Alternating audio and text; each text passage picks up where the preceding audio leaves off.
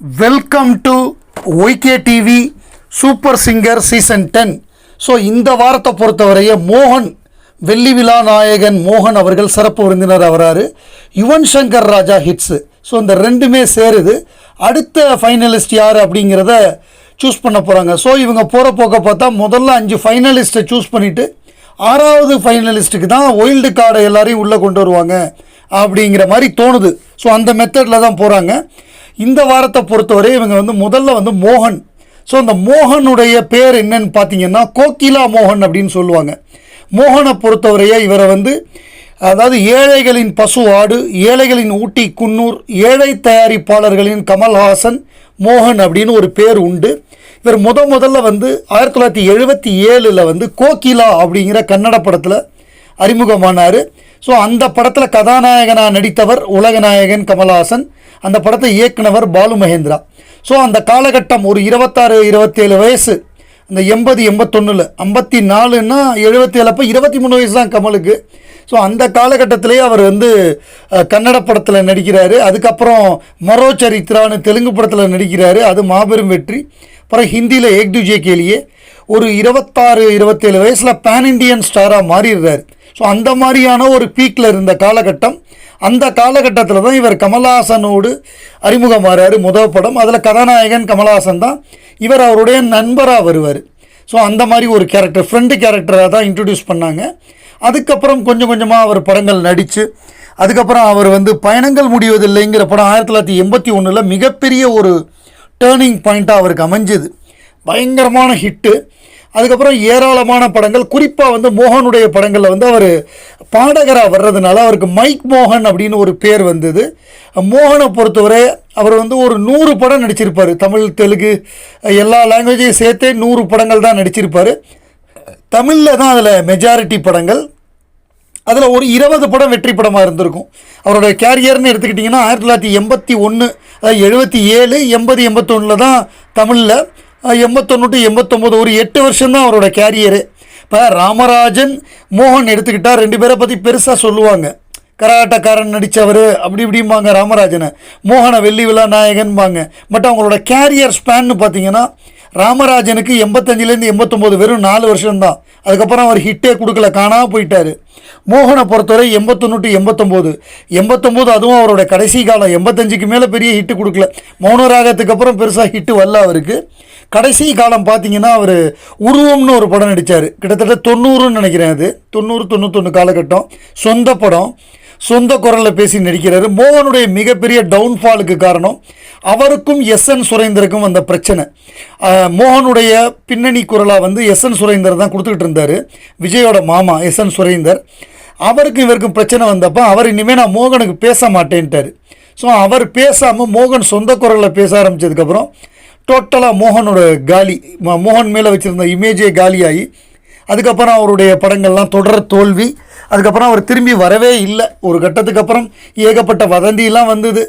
So அந்த மாதிரிலாம் ஒரு கட்டத்துக்கு அப்புறம் அவர் இதுவானார். அந்த இது கூட ஷமிதாப்னு ஒரு படம் கூட வந்தது. அமிதாப் பச்சன், தனுஷ், அக்ஷரா ஹாசன் நடித்து ஷமிதாப் அப்படின்னு ஒரு ஹிந்தி படம் வந்தது. கிட்டத்தட்ட அது இந்த கதையை பேஸ் பண்ணி தான் வந்தது. ஒருத்தர் பேக்ரவுண்டு பின்னணி வாய்ஸ் கொடுக்குறாரு, டப்பிங் கொடுக்குறாரு. அவர் கொடுக்காமல் போனால் என்ன ஆகுங்கிறது தான் அந்த படம். ஸோ அந்த மாதிரியானது. ஆனால் மோகனை பொறுத்தவரை என்ன ஒரு மிகப்பெரிய ப்ளஸ் பாயிண்ட்டுன்னா, இளையராஜா மோகன் காம்பினேஷன், அவருடைய படத்தோட பாடல்கள். இளையராஜா மட்டும் இல்லை, அது டி ராஜேந்தர் மியூசிக் பண்ணாலும் சரி, லக்ஷ்மிகாந்த் பியாரிலால் மியூசிக் பண்ணாலும் சரி. நீங்கள் கிளிஞ்சல்கள்னு ஒரு படம் இருக்குது, அது டி ராஜேந்தர் தான் பாடல் வரிகள் சரி, மியூசிக்கும் சரி, எல்லா பாட்டும் சூப்பராக இருக்கும். விழிகள் மேடையா அப்படின்னு அந்த பாட்டு, அதுக்கப்புறம் ஜூலி ஐ லவ் யூன்னு ஒரு பாட்டு, அந்த மாதிரி நிறையா பாட்டு கிளிஞ்சல்களை ஹிட்டாச்சு. அந்த படமும் பெரிய வெற்றி. உயிரே உனக்காகன்னு லக்ஷ்மிகாந்த் பியாரிலால், அதில் உள்ள பாட்டெல்லாம் பெரிய ஹிட்டாச்சு. இளையராஜாவை பொறுத்தவரையே இளையராஜா பயணங்கள் முடிவதில் ஆரம்பித்து, இளைய நிலா பொழிகிறதையில் ஆரம்பித்து, நெஞ்சத்தை கில்லாதையில், பருவமே, புதிய பாடல் பாடு ஆரம்பித்து, என் புருஷன் தான் எனக்கு மட்டும்தான், கோபுரங்கள் சாய்வதில் ஆரம்பித்து எல்லா படத்துலையும் பாடல்கள் ஹிட்டு. மோகனை பொறுத்தவரை ஒன்று சொல்லுவாங்க, அவர் ஒரே மாதிரி கேரக்டர் தான் பண்ணுவான்னு. இல்லை, மோகன் அந்த காலத்துலேயே வில்லனாக நடிச்சிருக்காரு. நீங்கள் நல்லா கவனித்து பாருங்கள். 100வது நாளில் ஆட்டோ சங்கர் கேரக்டர் பெரிய வில்லன், அதாவது எல்லாரையும் கொன்று செவுத்தில் பூசிடுவார். அந்த கேரக்டரை மோகன் பண்ணியிருப்பார். அதே மாதிரி விதி படத்தில் ஒரு நெகட்டிவ் ரோல் தான் பண்ணியிருப்பார். ஸோ அந்த படமும் அவருக்கு நெகட்டிவ் இமேஜ் தான் கொடுத்தது. அந்த மாதிரி எல்லா கேரக்டரும் பண்ணக்கூடியவர் தான் மோகன். மௌனராகத்தில் மிகச்சிறந்த ஒரு கேரக்டர் பண்ணியிருப்பார். அந்த மாதிரி ஒரு ரோல் பண்ணுறது கஷ்டம். ஸோ அந்த மாதிரி நிறையா வெள்ளி விழா படங்கள் அவர் கொடுத்துருக்காரு. மொத்தமாக ஒரு 20 படம் ஓடி இருக்குன்னு வைங்களேன். அவர் நடித்த ஒரு 70-80 படங்களில் ஒரு 100 படம் வெற்றி பெற்றிருக்கும். அந்த 100 படங்களில் 20 படம் பெரிய வெற்றி பெற்றிருக்கும். அந்த 20 படத்தில் வந்து ஒரு 10-12 படம் வெள்ளி விழாவாக இருக்கும். ஸோ அந்த மாதிரி, அதாவது மோகனுக்காக படம் ஓடுனதுங்கிறத விட ஓடின படங்களில் மோகன் இருந்தார் அப்படிங்கிறது தான் அவருக்கு ப்ளஸ்ஸு மைனஸ் ரெண்டுமே. அவருக்காக எங்கெங்கே படம் ஓடுனுச்சு அப்படிங்கிற ஒரு கேள்வி வந்தப்போ, ப்ளஸ் வந்து அந்த இவர் வேறு போயிட்டார், டப்பிங் ஆர்டிஸ்ட் வேறு போயிட்டார், எஸ்.என். சுரேந்தர். இதெல்லாம் தான் அவர் தோல்வி காரணமாக அமைஞ்சது. இப்போ செகண்ட் இன்னிங்ஸ் வந்திருக்காரு. அவர் ஹரான்னு ஒரு படத்தில் ஹீரோவாக நடிக்கிறாரு. அப்புறம் விஜய் நடிக்கக்கூடிய கோட் அப்படிங்கிற படத்தில் வில்லனாக நடிக்கிறாரு.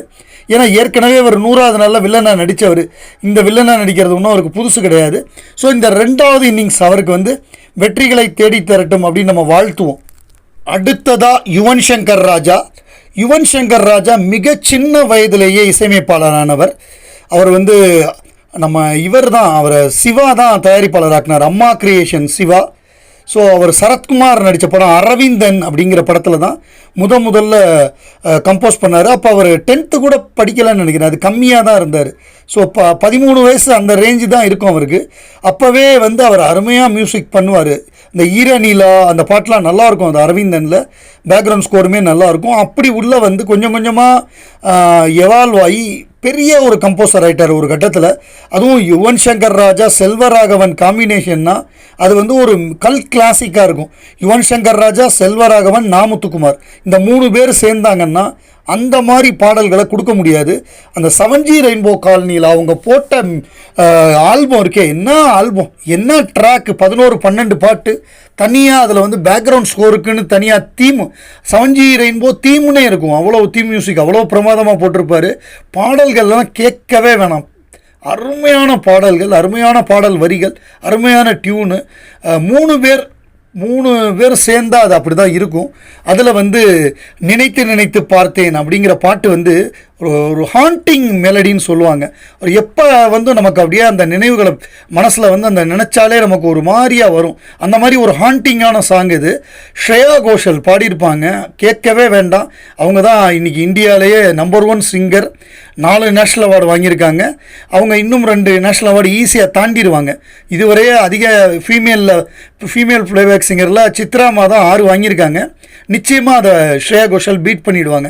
ஏன்னா இன்னும் அவங்களுக்கு ஒரு 30-40 வருஷம் கேரியர் இருக்குது. தாராளமாக பீட் பண்ணிவிடுவாங்க. அவங்க தான் நம்பர் 1 இருப்பாங்க. ஸோ அந்த மாதிரி ஒரு சிங்கர் அவங்கள பாட வச்சுருப்பார். பிரமாதமான பாட்டு. அந்த பாட்டாக இருக்கட்டும், அந்த டியூனாக இருக்கட்டும், பாடின விதமாக இருக்கட்டும், அந்த பிக்சரைசேஷனாக இருக்கட்டும், எல்லாம் சேர்ந்து வேற ஒன்று பண்ணிவிடும் நமக்கு. அந்த மாதிரி ஒரு பாட்டை ஜீவிதா சான்ஸே கிடையாது, ரொம்ப பிரமாதமாக பாடுறாங்க. அடுத்த ஃபைனலிஸ்ட்டாக என்னை செலக்ட் பண்ணியே ஆகணும் அப்படின்னு அவங்க விடுற சவால் மாதிரி இருக்குது. அந்த ஜட்ஜஸ் எல்லாருமே மிரண்டு போயிட்டாங்க இவங்க பாடினதை பார்த்து. கோல்டன் ஷவர் கொடுத்து மோகனாக இருக்கட்டும், மற்ற ஜட்ஜஸாக இருக்கட்டும், எல்லாம் மிரண்டு போய் கோல்டன் ஷவர் கொடுத்து பாராட்டுற லெவலுக்கு ஜீவிதா பண்ணிட்டாங்க. ஸோ அநேகமாக அடுத்த ஃபைனலிஸ்ட்டாக கடும் சண்டையை வந்து ஜீவிதா கொடுத்துருக்காங்க. டாப் 5க்குள்ளே வர்றதுக்கு கடும் சண்டைன்னே இதை வச்சுக்கலாம். ஸோ ஓப்பன் சேலஞ்சை விட்டாங்க ஜீவிதா. முடிஞ்சால் என்னை ரிஜெக்ட் பண்ணி பாருங்கடா, நான் இந்த பாட்டை பாடுறா அப்படின்னு சொல்லி ஒரு 6 அடிச்சிட்டாங்க Jeevitha. John Jerome. So John Jerome இறுதிப் போட்டிக்கு 3வது போட்டியாளராக நேரடியாக தேர்ந்தெடுக்கப்பட்டார். ஸோ அவருக்கு இன்னுமே பிரச்சனை கிடையாது. இனிமே அந்த வைல்டு கார்டு இப்போ சிக்கல், அந்த சிக்கல், இந்த சிக்கல்னு எதுவும் கிடையாது. Is a direct finalist. So Vignesh Vaishnavi 3வதாக இப்போ வந்து ஜான் ஜெரோம் வந்துட்டார். ஸோ இப்போ ஜான் ஜெரோமோட இது ஒரு ரொம்ப மகிழ்ச்சியான ஒரு காலகட்டம். இது அவர் லைஃப்லையே அவர் எதை எதிர்பார்த்தாரோ, அவங்க அப்பா எதை எதிர்பார்த்தாரோ அந்த கனவை நிறைவேற்றி முடிச்சிட்டார். இனிமேல் ஃபைனலில் வந்து அவர் ஜெயிக்கணும். அது அடுத்த பார்ட்டு. அது வந்து இறுதிப் போட்டிக்கு வரணுங்கிறது மிகப்பெரிய, ஏன்னா ஃபைனல் வர்றதுங்கிறதெல்லாம் சாதாரணமான விஷயம் கிடையாது. முதல்ல டாப் 20 வர்றதே சாதாரண விஷயம் கிடையாது. நீங்கள் ஒரு எந்த திறமையும் இல்லாமல் அந்த அங்கே உள்ளே போக முடியாது. அப்புறம் அதில் ஒவ்வொரு வாரமும் சர்வைவ் ஆகிறதுக்கு மிகப்பெரிய திறமையாளராக இருந்தால் மட்டும்தான் நீங்கள் அடுத்தடுத்த ரவுண்டு போக முடியும். டாப் 20 உள்ளே வர்றவங்க எல்லாருமே மிக திறமையானவர்கள் தான். யாருமே ஒருத்தருக்கு ஒருத்தர் சளைத்தவர் கிடையாது. முதல்ல எலிமினேட் ஆனவரையும் சேர்த்து சொல்கிறேன். டாப் 20ல் முதல்ல வெளியில் போனவங்களும் மிக திறமையான போட்டியாளர் தான். இப்போ ஃபைனலிஸ்ட்டாக வந்திருக்காங்க ஜான் ஜெரோம். ஸோ அவர் மிகச்சிறந்த திறமையாளர். பெருசாக அவர் வந்து யார்கிட்டையும் போய் மியூசிக்லாம் கற்றுக்கல, ஒரு முறைப்படி சங்கீதம்லாம். ஏன்னா அவருடைய குடும்ப சூழ்நிலை, அவர் அந்த கற்றுக்கிற லெவலுக்கு அவர் வசதியெல்லாம் இல்லை. கேள்வி ஞானத்திலேயே கற்றுக்கிட்டு இப்போ எஸ்பிபி சார் பாடுற பாட்டெல்லாம் திருப்பி திருப்பி கேட்டு, மற்ற ஜேசுதாஸ், எஸ்பிபி, இளையராஜா சாரோட சாங்ஸ் எல்லாம் திருப்பி திருப்பி கேட்டு கேட்டு அப்படி பயிற்சி பெற்றவர். அந்த மாதிரி பயிற்சி பெற்று வர்றது தான் கஷ்டம். இப்போ அவங்க அப்பா ஒரு மாரி பெரிய ஒரு எல்லா வசதியும் இருக்குது, அவங்க ஒரு மியூசிக் கற்றுக் கொடுக்குற ஒரு குரூப்பு, அதுலேருந்து ஒரு பையன் வர்றான் அப்படின்னா அவனுக்கு வாய்ப்புகள் ஈஸி. ஏன்னா அவங்க வீட்டை சுற்றி அந்த மாதிரியான ஒரு சூழ்நிலை இருக்கும். அந்த பையன் பாடுறாங்கிறது பிரச்சனை இல்லை. எந்த வசதியுமே இல்லாமல் இந்த மாதிரி. ஆனால் அவங்க அப்பா பாடகராக இருந்தது அவருக்கு ஒரு நல்லது. பெரிய பாடகர்னு சொல்ல முடியாது, அவர் ஒரு ஆர்கெஸ்ட்ராவில் பாடிக்கிட்டு இருந்தார். அந்த ஊரில் சின்ன சின்ன கச்சேரிகளில் பாடிக்கிட்டு இருந்தவர் தான். அவரும் முறைப்படி கற்றுக்கல. பட் என்னென்னா சர்ச்சில் அவங்களுக்கு வந்து அந்த சண்டே கொயர்லாம் வாசிக்கிறப்ப அந்த அந்த கீபோர்டு வாசிக்கிறது, அந்த மாதிரி ஒரு அந்த மியூசிக் இன்ட்ரெஸ்ட் வந்துடும் தன்னால். அந்த ஒரு சூழ்நிலையில் தன்னை வளர்த்துக்கிட்டு இன்றைக்கி இந்த அளவு வந்திருக்காருன்னா அவர் பாராட்டப்பட வேண்டியவர். குறிப்பாக வந்து ஜான் ஜெரோமோட பெரிய சக்ஸஸ் என்னென்னா, குழந்தைங்களுக்கெல்லாம் அவர் பாட்டு பிடிச்சி போச்சு. குழந்தைங்கள்லாம் வந்து ஜான் ஜெரோமை பார்க்கணுன்னு வந்து நேரடியாக வந்து அதெல்லாம் நம்ம பார்த்தோம் ஒரு பர்டிகுலர் எபிசோடில். இப்போ வந்து அவர் நம்ம என்ன சொல்கிறது, இதில் வந்து அக்ஷரலக்ஷ்மி அப்படின்னு சூப்பர் சிங்கர் ஜூனியரில் எல்லாருக்கும் பிடித்த குழந்தை, ஃபைனலிஸ்ட்டாக வந்த குழந்தை, செகண்ட் ரன்னராக வந்தாங்கன்னு நினைக்கிறேன். அவங்க 2 பேரும் சேர்ந்துருக்கிற புகைப்படம் பார்க்குறப்ப சூப்பராக இருக்குது, ரொம்ப பொருத்தமாக இருக்குது. ஜான் ஜெரோம் அப்படிங்கிறப்ப அவரை வந்து எல்லா குழந்தைங்களுக்கும் பிடிக்குது, அவருக்கும் குழந்தைங்களை பிடிக்குது. ஸோ ஒரு அருமையான புகைப்படம். கீழே எல்லாமே பாசிட்டிவ் கமெண்ட்ஸு ஜான் ஜெரோமை பாராட்டி. ஸோ ஜான் ஜெரோமுக்கு நம்முடைய வாழ்த்துக்கள்.